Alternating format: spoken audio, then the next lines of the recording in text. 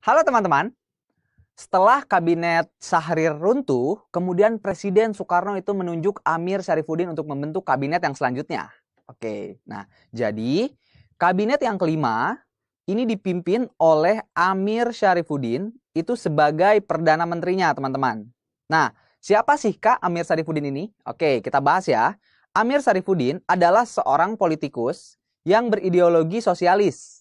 Nah, bahkan pada masa pendudukan Jepang, dia ikut membela tanah air berserta dengan kelompok sayap kirinya. Jadi dia adalah pahlawan revolusi juga teman-teman dan pahlawan kemerdekaan. Nah, masa jabatan kabinet kelima ini itu dimulai sejak tanggal 3 Juli 1947 sampai dengan 11 November 1947.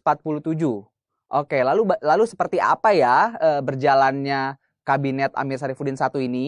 Ayo kita simak penjelasannya.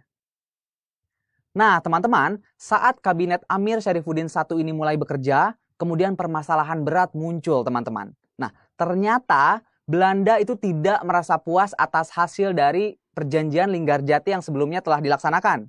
Nah, kemudian bentuk kekecewaannya itu berujung kepada Belanda mengeluarkan nota ultimatum kepada pemerintah Indonesia saat itu. Nah, ultimatumnya seperti apa? Mari kita lihat pembahasannya, teman-teman ya. Nah, jadi ultimatumnya itu terdiri dari 5 poin teman-teman. Dan poin yang pertama yaitu Belanda menginginkan pembentukan pemerintah peralihan bersama. Itu yang pertama. Kemudian yang kedua, itu mengadakan garis demilitarisasi dan menghentikan pengacauan di daerah Konferensi Malino, yaitu negara Indonesia Timur, Kalimantan, dan Bali. Nah, di poin kedua ini adalah Belanda menginginkan agar TNI tidak mengacaukan negara-negara boneka yang memang dibuat oleh Belanda saat itu. Nah, kemudian yang ketiga, itu mengadakan pembicaraan mengenai pertahanan negara, di mana sebagian angkatan darat, laut, dan udara dari kerajaan Belanda harus tinggal di Indonesia. Nah, kemudian yang keempat, itu pembentukan kepolisian demi melindungi kepentingan dalam dan luar negeri. Nah, kemudian yang terakhir yaitu hasil-hasil perkebunan dan devisa itu diawasi secara bersama. Nah, kita bisa lihat dari nota ultimatum yang dilayangkan oleh pihak Belanda ini, jelas saja kalau memang saat itu pihak pemerintah Indonesia menyetujuinya, maka akan berbahaya bagi kita teman-teman ya. Artinya bisa saja kita memberikan kesempatan lain untuk Belanda agar bisa kembali menguasai Indonesia secara penuh seperti dahulu kala. Nah, jadi pertanyaan selanjutnya adalah apa nih kira-kira yang dilakukan oleh Amir Syarifuddin saat itu menanggapi ultimatum yang dilayangkan oleh pihak Belanda ini? Nah, teman-teman, menghadapi ultimatum yang dilayangkan oleh Belanda tadi, itu ternyata Presiden Soekarno itu memerintahkan kepada Perdana Menteri Amir Syarifuddin untuk melakukan perundingan dengan Van Mook terkait dengan ultimatum tersebut. Nah, jadi seperti di video yang sebelumnya ya, Van Mook ini adalah gubernur jenderal yang memang memimpin militer Belanda saat itu. Nah, kemudian perundingan terjadi, namun sayangnya teman-teman, karena memang pihak Indonesia itu tetap ingin bahwa Belanda mengakui Indonesia 100%, namun pihak Belanda yang tetap juga teman-teman pada pendiriannya ingin justru memecah belah Indonesia, hanya mengakui Indonesia itu hanya kalau dari Linggarjati itu hanya Jawa, Sumatera, dan Madura saja. Nah, akhirnya perundingan tersebut pun menemui jalan buntu teman-teman, karena masing-masing pihak itu memiliki keinginan yang berbeda-beda. Nah, akibatnya lumayan fatal teman-teman. Nah, artinya karena memang persetujuan atau perundingan tersebut tidak menemui titik atau jalan keluar bagi kedua pihak, itu maka Belanda melakukan agresi militer Belanda yang pertama pada tanggal 21 Juli 1947. Oke. Nah, jadi pada agresi militer Belanda yang pertama ini, itu pasukan Belanda itu dikerahkan dari Jakarta dan Bandung itu untuk menduduki wilayah Jawa Barat. Oke, jadi pada saat ini wilayah Jawa Barat dikuasai ya teman-teman ya.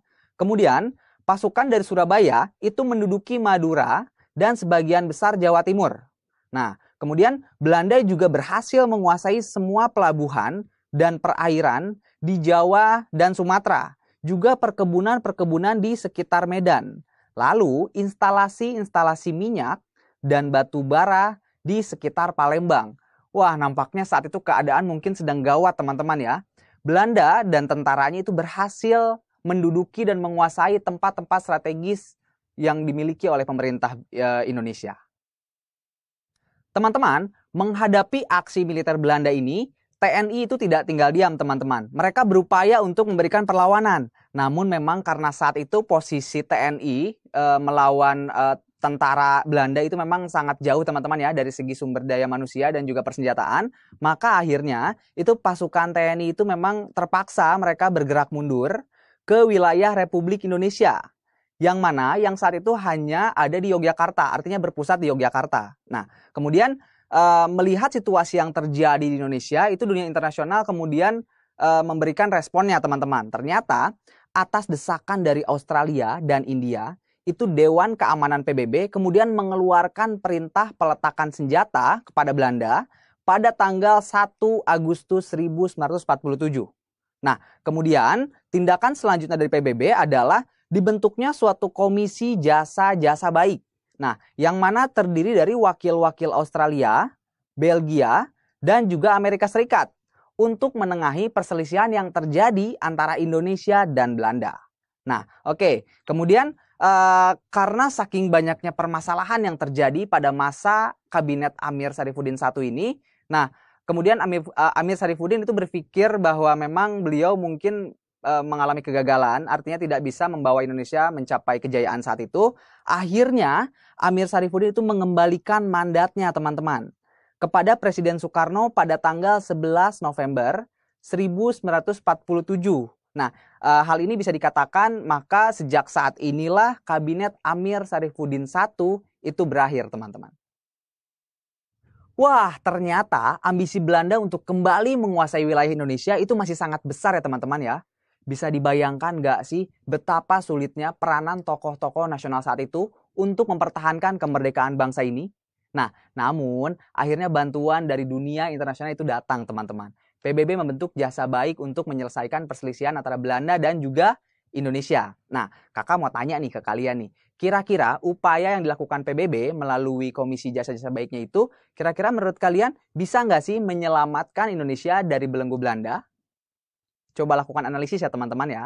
Nah, lalu bagaimana ya kisah atau perjuangan bangsa ini dalam mempertahankan kemerdekaan ke depannya?